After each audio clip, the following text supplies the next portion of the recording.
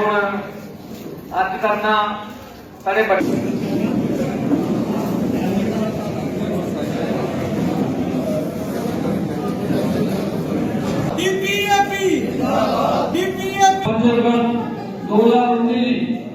उस लड़ाई 2014 में वापस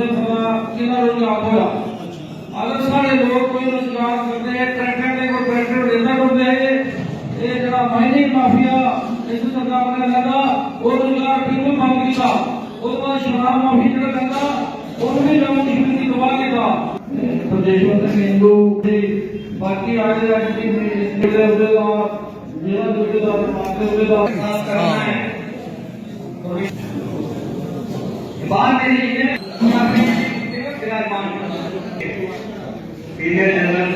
जो मोदी के नाम पे वोट दे देते हैं जब उनसे पूछा जाता है कि आपने हमारा काम नहीं किया वो कहते हैं कि जाओ मोदी जी को पूछो। हमें अपना लोकल रिप्रेजेंटेटिव बनाना है, हमें अपना लोकल की बात करनी है। माननीय आजाद साहब ने हमेशा बात की है कि जब भी अगर हम बात करेंगे लोकल की बात करेंगे।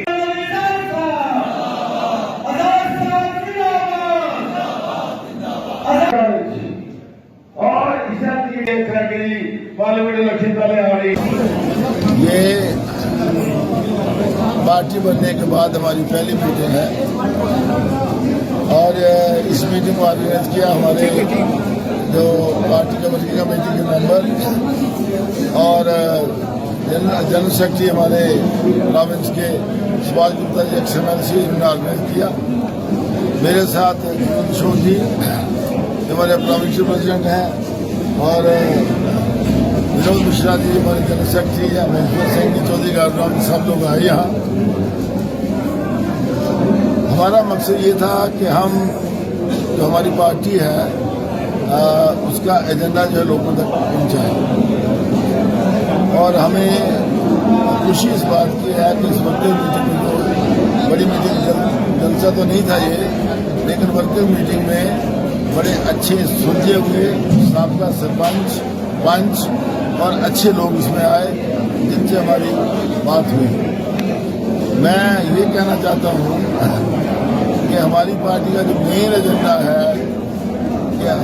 कि इलेक्शंस फौरन हो। असेंबली का इलेक्शन, पार्लियामेंट का इलेक्शन तो हो रहा है, लेकिन हम चाहते हैं कि असेंबली का इलेक्शन फौरन होना चाहिए और यहाँ लोगों द्वारा सरकार बनाई जाए। इसके साथ साथ मुझे चाहते हैं जो आजाद साहब ने भी डिक्लेयर किया, हम चाहते हैं कि जब हमारी सरकार बने उसमें जो जमीनें लोगों को रोशनी के तहत मिली थी, हमारी सरकार बनेगी तो जमीनें उनको वापस की जाएंगी, खासकर गरीब लोगों को जिनकी थोड़ी थोड़ी जमीनें थी। और इसके साथ साथ जो नौजवान हमारे हैं, हमारा एजेंडा ये है कि हमारे नौजवानों को जो जम्मू कश्मीर के हैं उन्हीं को रोजगार मिलना चाहिए, बाहर के लोगों को यहाँ रोजगार नहीं मिलना चाहिए। और इस चीज़ को लेकर के हम आगे बढ़ रहे हैं और ये खुशी की बात है। अगर आप देखेंगे कि सारी यूटी में आप कश्मीर को ले लें, चनाब वैली को ले लें,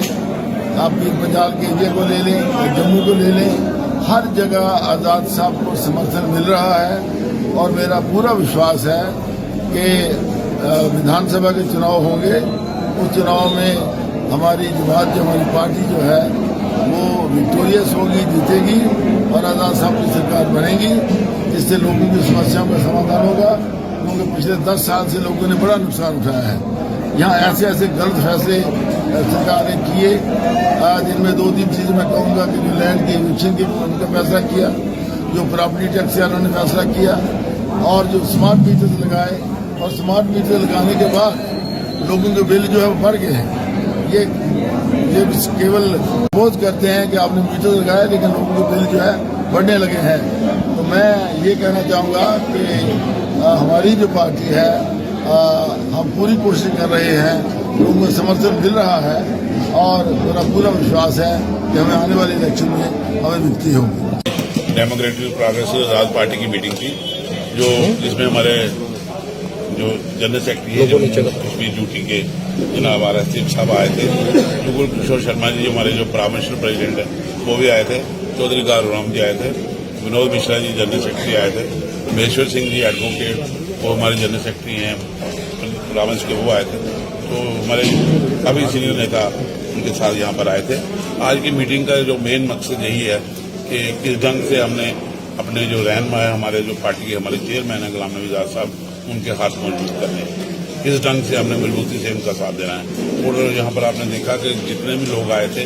ये सब की ख्वाहिश है कि आजाद साहब, क्योंकि एक अच्छा उन्होंने 2.5 साल में बहुत कुछ पब्लिक की लोगों की सेवा की है, और जिस ढंग से 2.5 साल में उनको थोड़ा सा मौका मिला, उस पीरियड में उन्होंने हमारी रियासत का जो विकास किया जो सबके सामने उन्होंने ट्रिपल शिफ्ट डबल शिफ्ट काम करा के एक रिकॉर्ड बनाया कि किस ढंग से हम अपनी रियासत के लोगों की बेहतरी के लिए काम कर सकते हैं। और वो ही रिकॉर्ड आज लोग सोच रहे हैं कि आजाद साहब के समय पे हमारे कठुआ में हमें मेडिकल कॉलेज मिला, हमारे हर जो हमारी तहसील थी वहाँ आजाद साहब ने हमें डिग्री कॉलेज दिया, बहुत से हमें हॉस्पिटल दिए, बहुत से हमारे सब सेंटर उन्होंने बनाए। हेल्थ के जब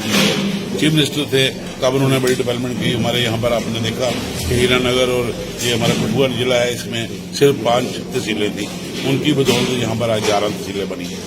और हमारे 5 ब्लॉक थे, आजाद साहब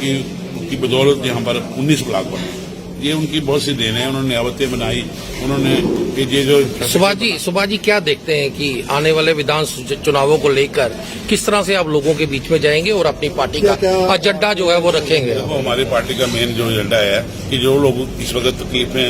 कर रहे हैं, पेश आ रही है लोगों को, उनको दूर करना। आजाद साहब की सिर्फ सोच है कि आजाद साहब सिर्फ इसलिए नहीं आए पावर लेने के लिए, उनके मन में ख्वाहिश थी कि मैं 2.5 साल काम किया है, मुझे पूरा मौका नहीं मिला, और वो चाहते हैं कि यहाँ पर जो उन्होंने काम जिस ढंग से किए, जो अधूरे उनके सपने रह गए वो पूरे हों। उनके ये सपने थे यहाँ कोई आदमी बेरोजगार नहीं रहे। उनकी ये सोच है कि हमारी रियासत के नौजवानों को रोजगार मिले, और उन्होंने वायदा किया अपने जो हमारा एजेंडा है उसमें वायदा है कि हम अपनी रियासत के लोगों को रोजगार देंगे और बाहर के लोगों को यहाँ नौकरी नहीं मिलेगी। उनका ये भी वायदा है कि हमारी रियासत के लोग जमीन है जिनके पास, उनकी जमीन छीनी नहीं जाए। आपने देखा कि किस ढंग से उन्होंने रोशनी एक्ट लाया था हमारे लोगों की बेहतरी के लिए, जो हमारे गरीब लोग जिन्होंने 50 साल से जमीनें काश्त की हुई थी और अपनी रोजी रोटी चलाते थे, उनकी जमीनें जो रोशनी एक्ट में उनको बहाल की, और ये सरकार आई वो जमीनें छीन ली, गरदौरियां कैंसिल कर दी। आजाद साहब की सोच है कि हम अगर पावर में आएंगे हम रोशनी एक्ट दोबारा लाएंगे और ये उनको लोगों को उनका हक देंगे।